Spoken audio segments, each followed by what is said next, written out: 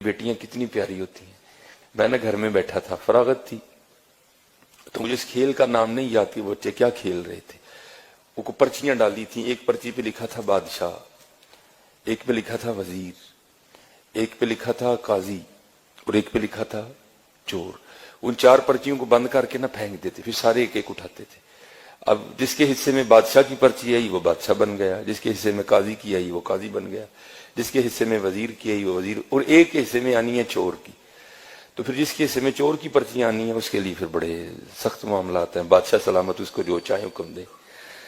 اب جو میرا بڑا بیٹا ہے اس نے کیا کیا ہوا ہے, اس نے پرچی کو نا تھوڑا سا پھاڑ دیا ہے بادشاہ والی کو.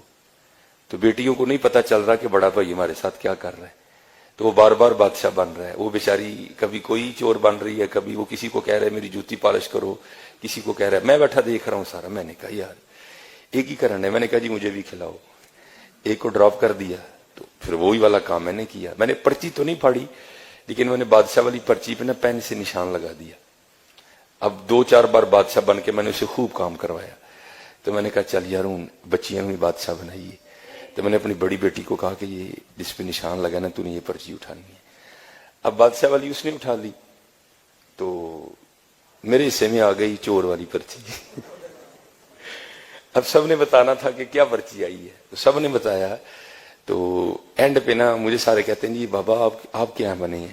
تو میں نے کہا جی میں چور بنا. میں حضور کے ممبر پہ بیٹھا ہوں, میں جھوٹ نہیں بولوں گا. میری چھوٹی بیٹی رو پڑی اور میرے گلے لگ کے کہتی میرے بابا چور نہیں ہے. میرے گلے لگ کے رو پڑی. خدا ممبر پہ بیٹھا ہوں حضور کے, میں جھوٹ نہیں بول رہا. حالانکہ میں ایسی باتیں نہیں سناتا, یہ آپ کی دلجوئی کے لیے سنا رہا ہوں کہ بیٹیوں کے لیے کبھی ایسا فکرہ نہیں بولنا. یہ رحمت ہوتی ہے. میں ممبر پہ بیٹھا کہہ رہا ہوں, میرا اللہ گواہ ہے اس بات کا.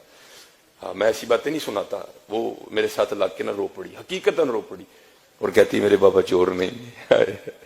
یہ رحمت ہے. بیٹیوں سے محبت کرو.